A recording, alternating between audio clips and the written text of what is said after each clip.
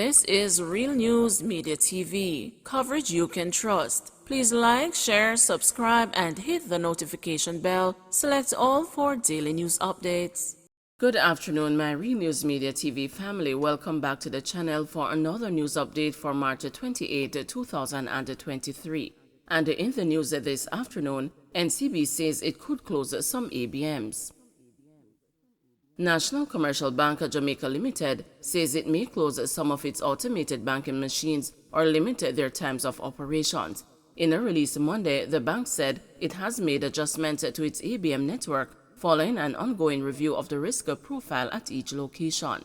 NCB says the changes are being made on a case-by-case basis, with possibly the temporary closure of some 24-hour machines at night and/or the permanent closure of locations. The entity did not list the locations which will see these changes. The bank clarified that machines that were previously vandalized or saw theft have not been replaced. Banks have been facing major challenges, especially over the last few months, with increased cases of theft and damage to ABMs. At the end of 2022, according to the Bank of Jamaica's latest payment systems bulletin, there were 824 ABMs across the island, as against the 793 at the end of 2021. That number has been reduced over the last few weeks.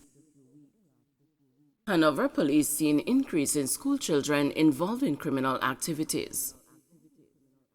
The Hanover police are reporting a surge in gang and other violent activities involving students within the Green Island area since the start of the new school year in September. Head of the Green Island Police Station, Inspector Mervyn Hodges, told the news that the police have been called out to intervene and mediate in violent activities involving students and have found that adults have been encouraging the student gangsters. We have adults cheering them on not to say stop. At the school, a little dispute develops between students and you have parents intervening and pushing the violence further, lamented Hodges. He said on Fridays, police are usually prepared for gang violence on the road in the Green Island, Negril, and Orange Bay space. While there are two secondary schools, Green Island High and Rhodes Hall High, within the Green Island police area, Hodges singled out Rhodes Hall High, which he said is a reflection of the violence epidemic in communities in Hanover. He argued that it is up to parents and the guardians to chart the right path for students. Hodges, who was addressing the relaunch of the Green Island Police Youth Club on Sunday, said that there is a need for conflict resolution, mediation, and other types of social engagement to deal with youth violence and urged stakeholders to partner with the police in rebuilding community pride. Rhodes Hall High School student Timothy Kent, who is also the junior mayor of Lucy, was awarded for his performance in the fields of discipline, teamwork, and being an advocate for peace. I am elated to be receiving this for the small, significant work that I have been doing for the school currently, and this is why I encourage my fellow youth to get enrolled in programs that will motivate them and allow youth to be good and outstanding citizens, said Kent. He argued that good things are happening at his school. From outside of the school, it may seem as if the school is not on top of its game. However, as you can see, I am an example of the good that is inside of the school, said Kent. Deputy head girl of Rhodes Hall High, Anissa Dennett, who was awarded for her work in the fields of discipline, teamwork, and being an advocate for peace, said she was happy for the award.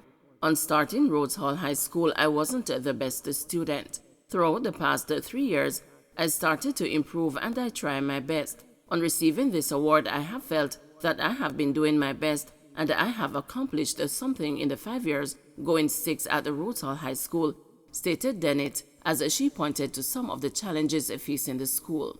Students tend not to be interested in going to class as they prefer participating in gang activities. The prefect body is trying to build a program where we can assist those students with homework program and discipline, she said. She also encouraged the students who are having challenges at home or issues with the system of education to seek help from the prefect or student council body. Dean of Discipline at the Rhodes Hall High School, Gregory Hewitt, who was commended by Inspector Hewitt for his work in the school, said Kent and Dennett were selected by his department and endorsed by the administration. He said the two are outstanding students with strong leadership qualities. Hewitt was also happy about the partnership formed between the school and the Green Island Police. When we partner, our students will become the voice of success, so those students in our communities who need help can see some real examples of what good behavior looks like and what is expected in school, said Hewitt. He noted that while the school has its fair share of challenges with fights and stabbings, there have been improvements. Some students were brought to book both at the school and at the police station. These students are now being corrected, but on the other side, we see where most of our students have been transformed by correcting their behavior through social intervention within the school and externally.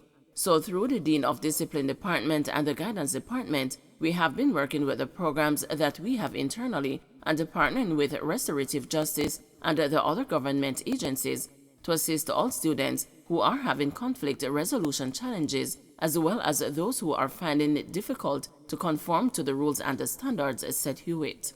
In the meantime, head of the Hanover Police Division, Superintendent Sharon Beeput, told the young people gathered at the function that this is their opportunity to be true nation builders, practicing peacemaking, exercise leadership skills, and to make productive decisions in your personal and public affairs.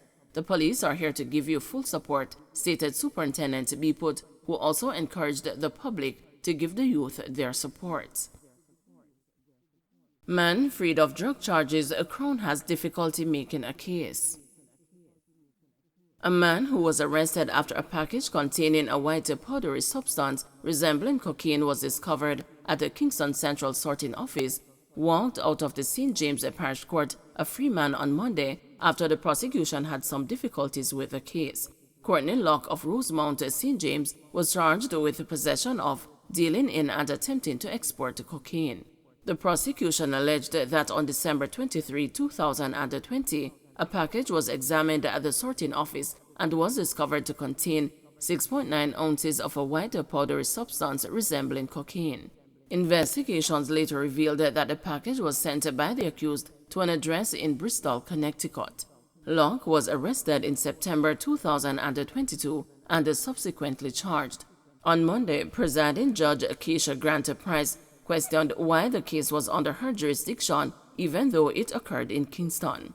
Locke's attorney Charles Sinclair informed the court that there were claims that the package was delivered to a post office in Montego Bay and was accepted by someone there before being transferred to Kingston. He added, however, that there was nothing disclosed to him to verify the assertion that the package was received by someone at the Montego Bay post office. Sinclair also stated that there were numerous flaws and that many items were missing. I have no statement to establish that anything was received at the post office in Montego Bay. I do not have a forensic certificate, and nothing was provided regarding the scene of crime photographs, although there was a statement making reference to some photos taken, Sinclair explained. There is still a gap existing in the prosecution's case, the attorney added. The judge then asked the clerk of court if he could declare whether the file was ready, and he answered no. According to him, the Crown had several issues in relation to the substance and the chain of custody. He further stated that there was no statement on file indicating the initial point of contact and that there was no forensic report. However, that did not sit well with Sinclair, who complained about the length of time it was taking the prosecution to complete the file. The file has been incomplete since 2020, and we are now in 2023. Why are we burdening these persons with attending court when we are not in a position to proceed to a trial to present a prima facie case against the person, Sinclair argued. In light of this, the clerk noted that the prosecution was having difficulty making a case and no evidence was offered. During the pandemic, several persons attempted to export cocaine through our courier services. This is another way of doing it, and sometimes people get caught. Avoid any circumstances that may put you back in this position, sir. You are therefore discharged. You are free to go, the judge said to Locke before allowing him to leave the courtroom. Don't forget to like, share, subscribe, and hit the notification bell. Select all for daily news updates.